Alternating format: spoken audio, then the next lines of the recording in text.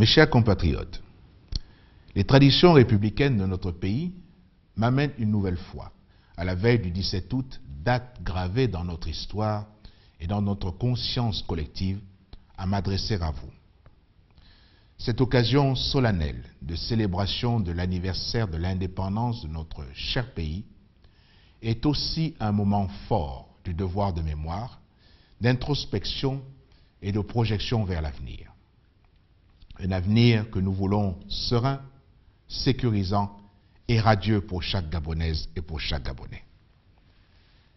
Les pères fondateurs de notre nation, spirituellement associés au génie de tous ceux qui, anonymes ou personnalités publiques, sportives, artistes, hommes de lettres et de culture, ont contribué au rayonnement de notre pays et posé les jalons essentiels de son devenir en conférant à notre cher Gabon ses lettres de noblesse, sa réputation vantée et bien réelle de havre de paix, de stabilité et d'opportunité.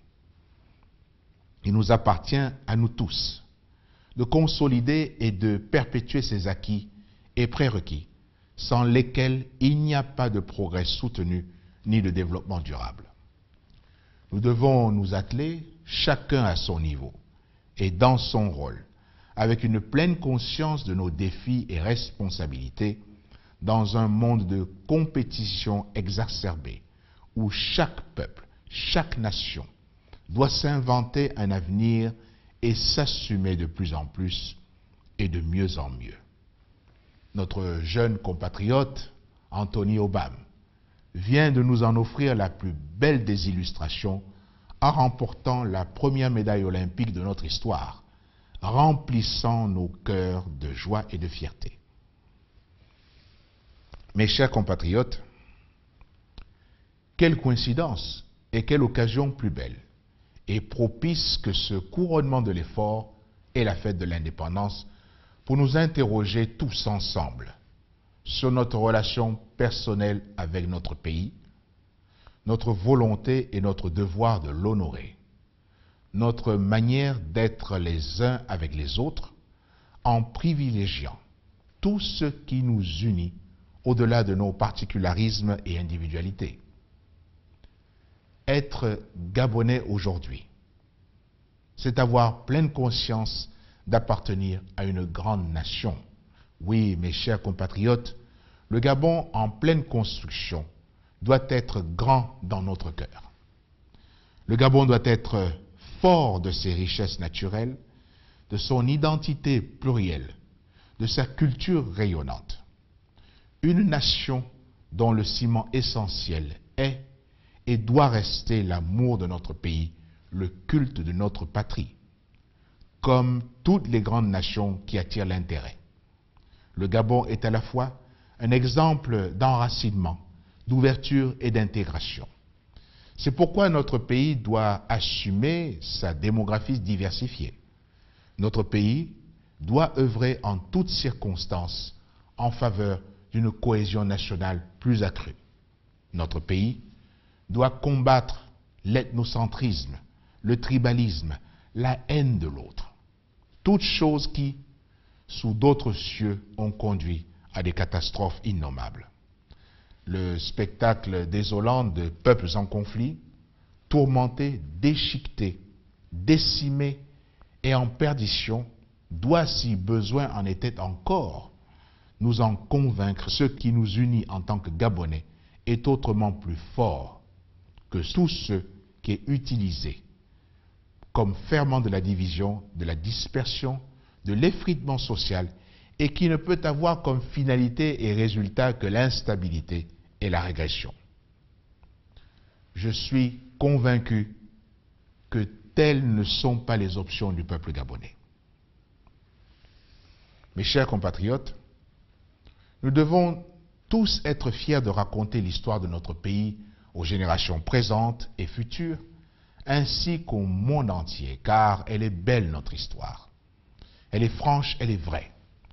Elle est faite du partage de valeurs communes, au centre desquelles la solidarité. C'est cette solidarité agissante qui nous permet de tendre la main à l'autre, de ne pas demeurer insensible à sa détresse. C'est fort d'une telle valeur que nous avons pu bâtir une nation et un État. Mes chers compatriotes, tout ce que nous faisons, tout ce que nous réalisons est pour le bien des Gabonaises et des Gabonais. Mais chacun de nous prend-il ses responsabilités dans notre chaîne de solidarité, avec la volonté d'être des acteurs conscients de leurs devoirs envers nos compatriotes?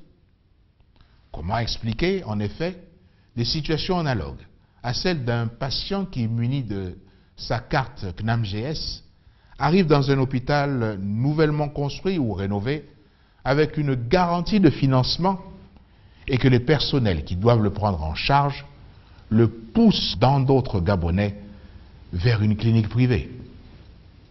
Comment expliquer que dans certains cas, le compatriote muni de sa carte CNAM-GS soit obligé d'attendre plusieurs heures parce que les personnels privilégient ceux des patients qui doivent payer cash leurs frais médicaux? Les exemples similaires peuvent se multiplier dans chacune de nos administrations et institutions.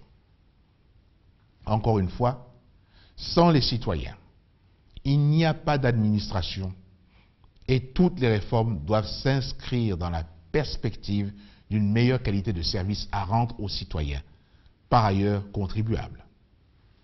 Nous devons garantir l'impartialité de notre administration, seul gage de son utilité, de son efficacité et de sa performance. Chacun doit prendre la pleine mesure de ses responsabilités et conscience de sa contribution à l'avancement de notre pays dans l'intérêt général et le bien de tous.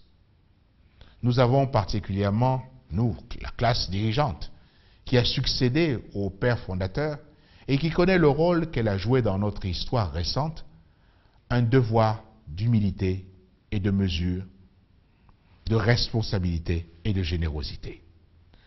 Nous nous devons d'assumer notre passé individuel et collectif et nous inscrire exclusivement dans une logique de restitution à la nation de ce qu'elle a pu donner à chacun d'entre nous.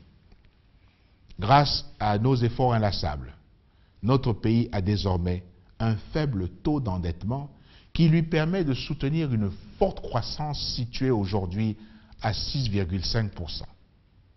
Nos compatriotes les plus fragilisés et démunis, celles et ceux de moyennes conditions, ont le droit de voir et de bénéficier des fruits de cet effort collectif et des changements de vie qu'ils méritent et espèrent. Les réformes entamées doivent se poursuivre, s'accélérer et produire tout leur impact positif sur la vie des uns et des autres. Le coût de la vie doit être maîtrisé, de sorte à assurer un mieux-être à chacun. Les prix des denrées de première nécessité, des matériaux de construction, de diverses commodités doivent être régulés, revus à la baisse, dans certains cas pour répondre à la demande sociale, augmenter le pouvoir d'achat des foyers, relancer la consommation intérieure, réduire ainsi la pauvreté. L'année dernière, j'avais déjà évoqué les pratiques scandaleuses de commerçants véreux. Il s'y ajoutent les pressions injustes et insoutenables de certaines administrations publiques sur le secteur privé, grevant ainsi la structure des prix. Le peuple gabonais, par ma voix, demande au gouvernement plus d'efficacité pour régler en urgence cette situation et éradiquer ces pratiques qui, en définitive, pénalisent le citoyen, le consommateur gabonais. Les chantiers en cours sont nombreux et à ciel ouvert. Les réformes multiples et leurs effets sont de plus en plus perceptibles. Nul besoin de décliner dans les moindres détails l'état d'avancement des grands chantiers concernant la route, la santé, l'éducation, l'énergie, la protection de l'environnement, l'industrie, la réforme de l'État, l'amélioration du cadre des affaires, de la gouvernance et surtout l'habitat. Pas un seul secteur contribuant au bien-être social des Gabonais n'est laissé en marge. Pas une seule parcelle du territoire national n'est en marge de ce processus global. Les résultats sont déjà visibles et les efforts dans ce sens vont se poursuivre. Mes chers compatriotes, lorsqu'il s'agit d'offrir davantage d'opportunités à nos concitoyens par la réalisation de projets d'envergure sur l'ensemble du territoire national, aucune polémique ni résistance ne saurait faire renoncer l'État à les conduire à terme au profit exclusif des Gabonaises et des Gabonais. J'ai de très fortes et grandes ambitions pour notre pays. Nous devons ensemble avancer sur la voie de leur réalisation. Ces ambitions n'ont rien de personnel. Mon unique préoccupation est le bien-être des Gabonais et le développement de notre pays. Mes chers compatriotes, la santé et la protection sociale sont, comme vous le savez, au cœur de mon projet de société. L'accès aux soins de qualité pour tous, la bonne gestion des prestations sociales et l'amélioration du niveau de vie de tous les Gabonais sont constamment au centre de mes préoccupations. En matière d'habitat, et pour surmonter la forte demande de logements au Gabon et les retards constatés, il se met en place un nouveau régime de développement des villes nouvelles axé sur des schémas directeurs d'aménagement urbain, prenant en compte une gamme d'options de logements pour tous et pour tous les niveaux de revenus, ainsi que des hôpitaux et bâtiments publics, des routes, des écoles, des espaces verts, des commerces. Dans les domaines de l'éducation et de l'enseignement professionnel, les réformes engagées ces dernières années portent leurs fruits avec l'adoption depuis décembre 2011 de la loi portant orientation générale de l'éducation nationale. Ici ajoute la réhabilitation et la construction de diverses infrastructures, lycées, universités, écoles supérieures.